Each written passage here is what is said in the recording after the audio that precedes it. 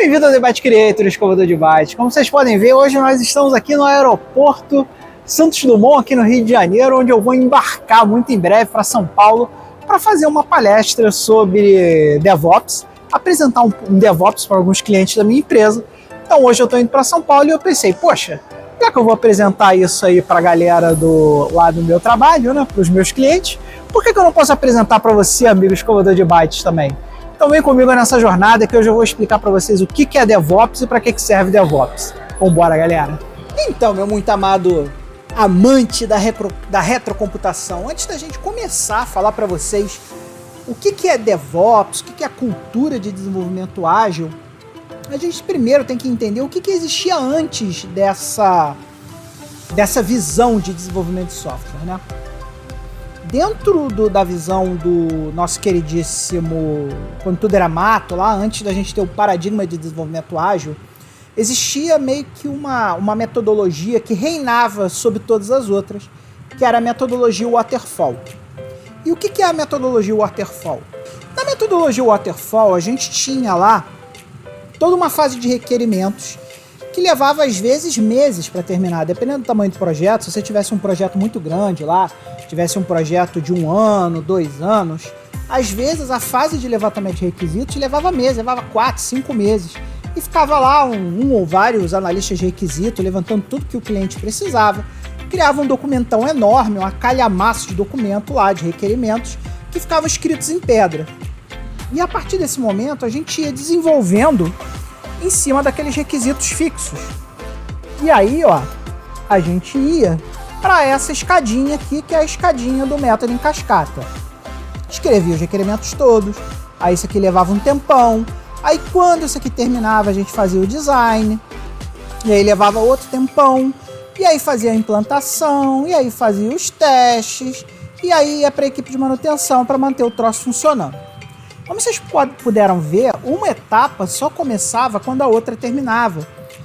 E, às vezes, como cada etapa dessa demorava muito tempo, um projeto, quando chegava no seu final, lá na fase de manutenção, ele já estava defasado. Porque como os requisitos foram escritos 1 ano, 2 anos atrás, e eu só estou entregando 2 anos depois, o negócio, o business do nosso cliente mudou nesse período de 2 anos. E por ter mudado nesse período de 2 anos, o que a gente está entregando não é mais o que o nosso cliente precisa. A gente demorou muito tempo fazendo, e nesse tempo que a gente levou fazendo, mudou tudo, e a gente entregou uma coisa que não era exatamente o que o cliente queria. Isso quando o desenvolvimento de software tinha uma metodologia. Muitos projetos de software, às vezes, nem metodologia tinham. E na ausência de uma metodologia, alguma coisa tem que tomar o lugar. E aí criavam-se também 2 novos fenômenos no desenvolvimento de software, que é o desenvolvedor cowboy e o Extreme Go Horse. Eu tenho certeza que muitos de vocês já ouviram falar aí na metodologia Go Horse de desenvolvimento, mas eu acho que pouca gente ouviu falar no desenvolvedor cowboy. Então vamos conversar um pouquinho sobre o que é o desenvolvedor cowboy e o que é o Extreme Go Horse. O desenvolvedor cowboy é aquele cara que, como não tem metodologia nenhuma, ele faz tudo do jeito dele e ele quer ser o manda-chuva. Normalmente é o desenvolvedor mais sênior do time, ele se arvora de ser, pô, eu sou o cara que mais sabe aqui, a gente vai fazer tudo do meu jeito. Só que o problema é que muitas equipes de desenvolvimento tinham vários caras muito, muito experientes, e por serem experientes, eles achavam que o jeito dele de fazer as coisas era muito melhor que o jeito do coleguinha do lado. E às vezes a gente tinha aquela disputa de quem era o cowboy que sacava mais rápido, né? E cada um desenvolvia software do seu jeito, da sua forma. Porque como não existia um meio padrão para todos os desenvolvedores fazerem, modelos de nomenclatura, formas de fazer os commits, formas de fazer os testes, todo esse tipo de coisa, o desenvolvedor cowboy fala, vou fazer do meu jeito e dane-se, todo mundo tem que fazer do meu jeito. Esse é um lado do espectro. O outro lado do espectro é o Go Horse Process. O Go Horse Process é o processo mais famoso do mundo, que é o processo que é mais usado em todas as empresas, que é a total ausência de processos. E um cara que não entende absolutamente nada, nem de desenvolvimento de software, nem de processos, chega lá e fala, vai fazer tudo do jeito que eu tô mandando aqui, tem que ficar pronto pra ontem. E aí os prazos vêm todos de cima pra baixo, o cara acha que tem o direito de maltratar a equipe dele, botar a equipe dele pra grindar à vontade, trabalhar tudo que ele quer, não paga hora extra. e aí faz tudo do jeito da pior forma possível. É o famoso, se tá funcionando, não rela a mão. E esse gera uma cultura muito ruim. Então você pode googar aí Go Horse, lá que tem os axiomas do Go Horse. Mas enfim, tanto o Go Horse quanto o desenvolvedor Cowboy são exemplos muito claros de o que acontece em uma empresa quando não existe uma metodologia de desenvolvimento aplicada ou uma cultura de desenvolvimento aplicada dentro da sua empresa.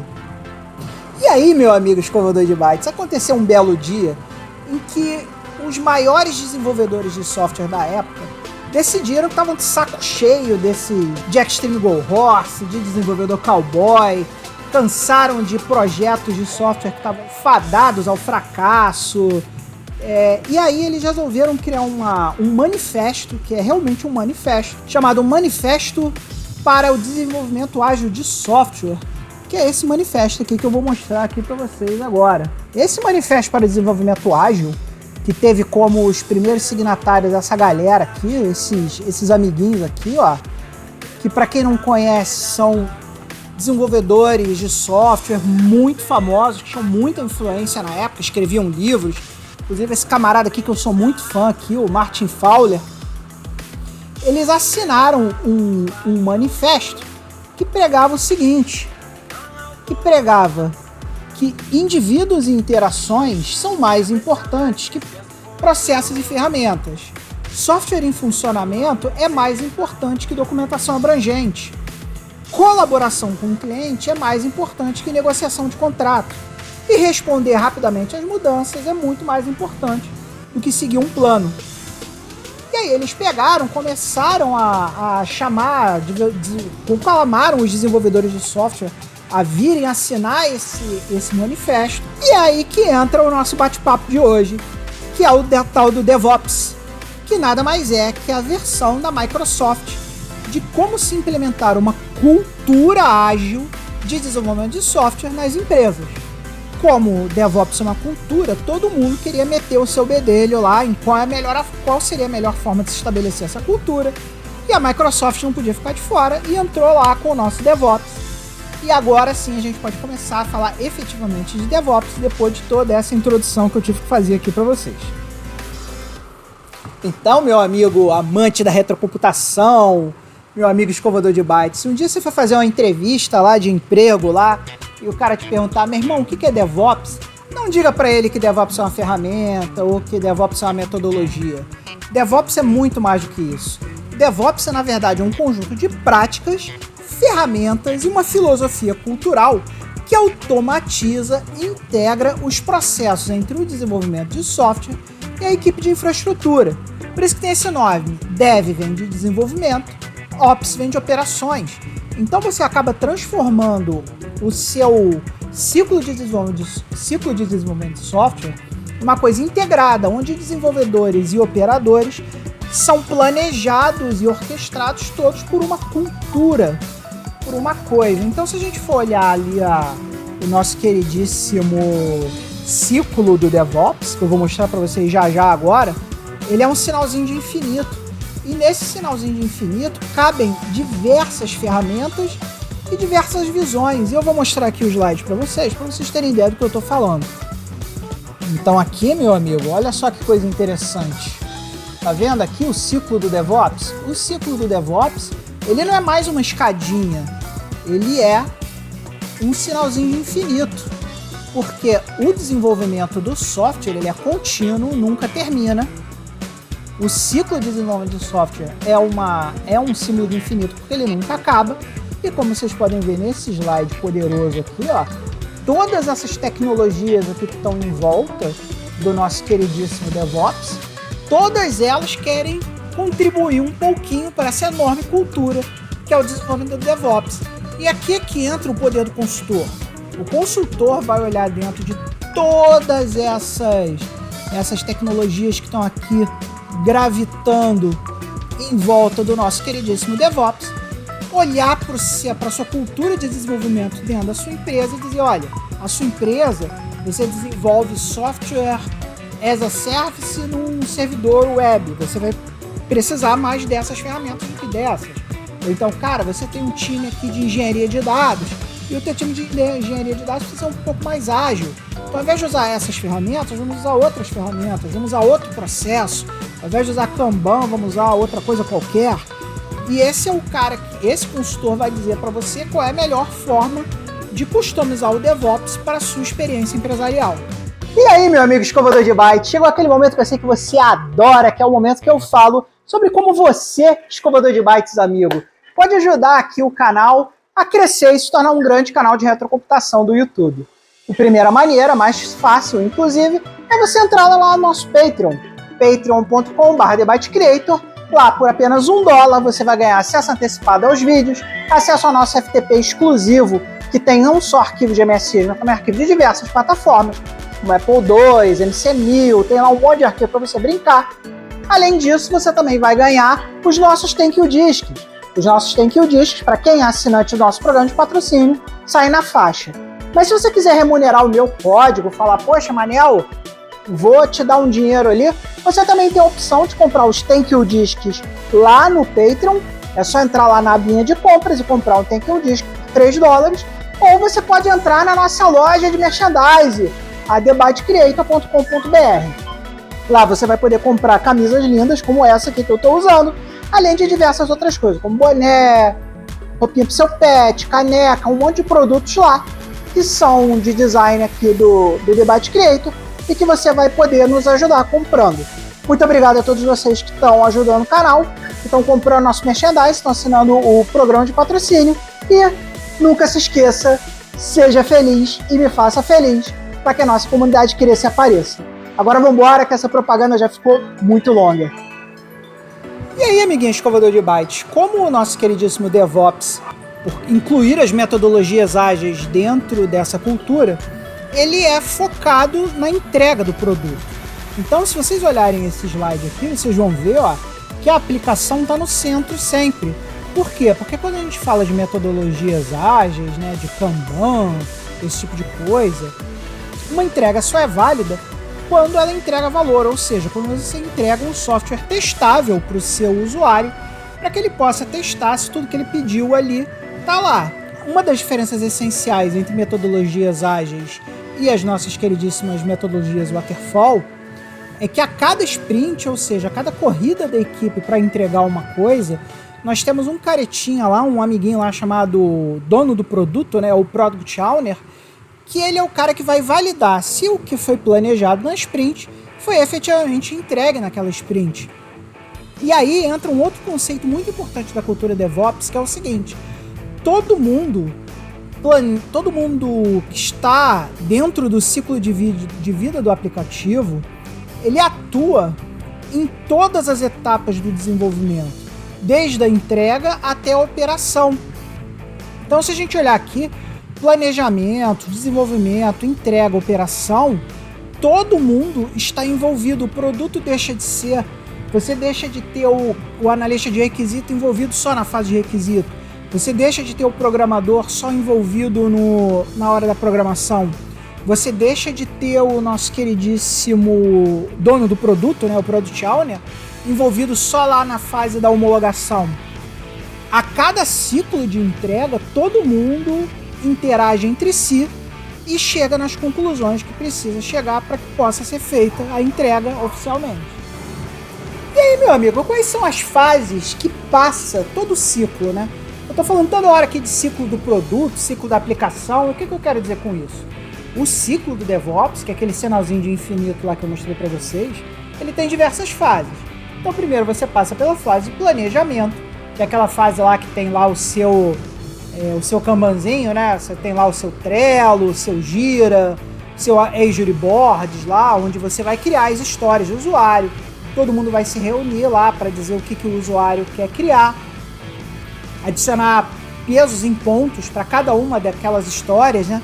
Para a gente conseguir descobrir qual vai ser a complexidade e poder mensurar quanto tempo mais ou menos a gente vai levar para criar cada coisa. Seguindo para a fase de codificação. Na fase de codificação é onde a gente tem lá, onde o codificador efetivamente vai botar a mão na massa lá, orientado sempre pelo resto da equipe, pelo analista de requisito, pelo Product Owner. Ele vai lá e começa a implementar o produto que vai ser entregue. A fase de construção, né, que é aquela fase onde tem lá normalmente a integração contínua, onde tem o deploy contínuo, entra ali também. O deploy para teste, né? Não o deploy para produção, né? Deploy é uma outra fase, o deploy para produção. Mas existe ali algumas ferramentas de integração contínua, deploy contínuo, para montar ali as versões, né? Que a gente chama de releases, né? E essas releases vão ser criadas para ser colocadas lá no ambiente de teste, onde vai acontecer mais uma fase, que é a fase de teste, e aí a fase de liberação. E quando acontece a fase de liberação, você sai da parte dev e entra na parte ops.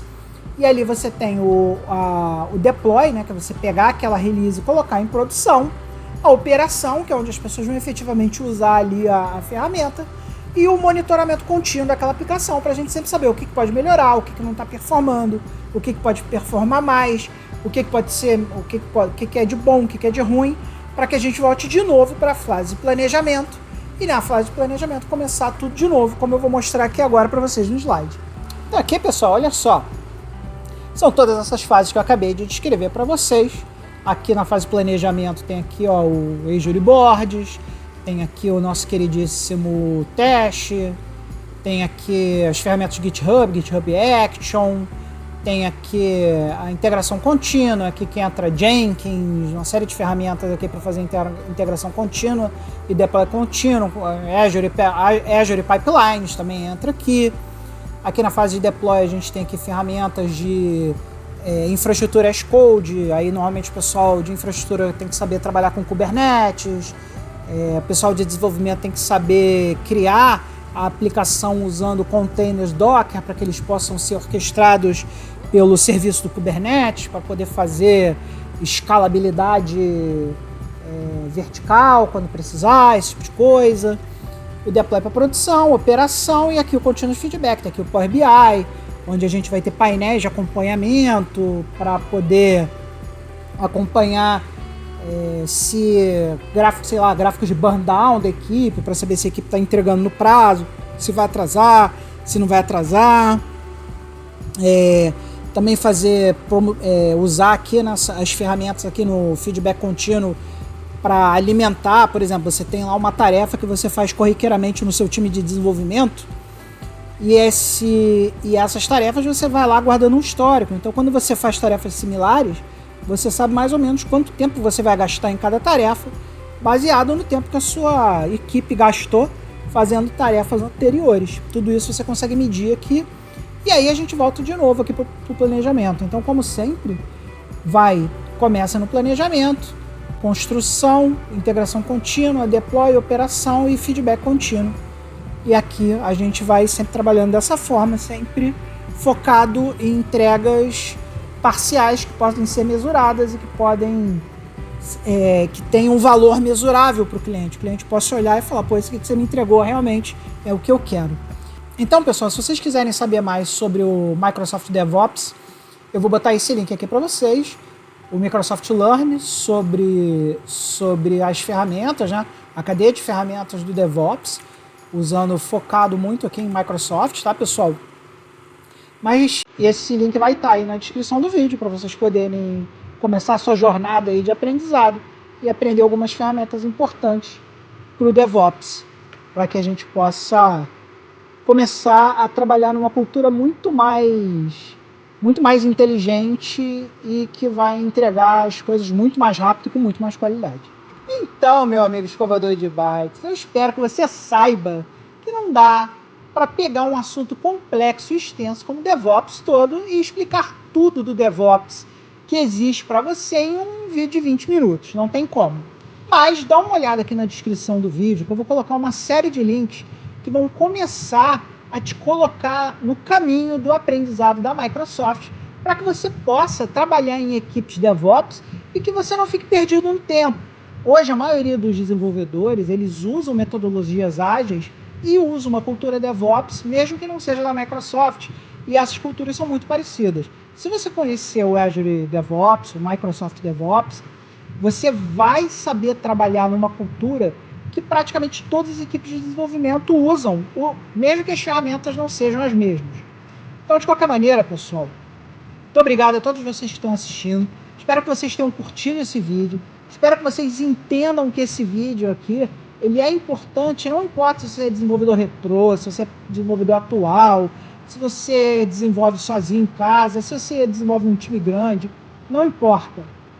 Técnicas de controle de versão, integração contínua, deploy automatizado, os pilares do DevOps, eles são importantes para qualquer desenvolvedor profissional, independente de qualquer paradigma que ele esteja. Porque é isso que vai diferenciar o cara bom, o cara profissional, do cara que só faz ali aquele softwarezinho, água com açúcar dele ali, de qualquer jeito, do jeito que ele acha certo. É aí que vai diferenciar.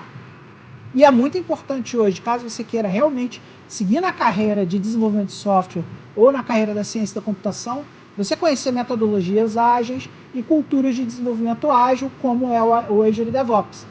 Então, aprenda, olhe os links que estão aí e aproveitar agora o finalzinho do vídeo para agradecer aos nossos queridíssimos patronos, os verdadeiros escovadores de byte que assinam lá o nosso programa de patrocínio, o Patreon. Como sempre, vou botar aqui em algum canto o nome deles, para que vocês vejam aí quem são as pessoas que contribuem com o canal, querem fazer o canal um canal melhor. E lembrando sempre que, camisa da The Byte Creator Store, porque o verdadeiro escovador de bytes veste a camisa, meu amigo escovador de bytes. Então, um grande beijo, nunca se esqueça, acima de tudo, seja feliz.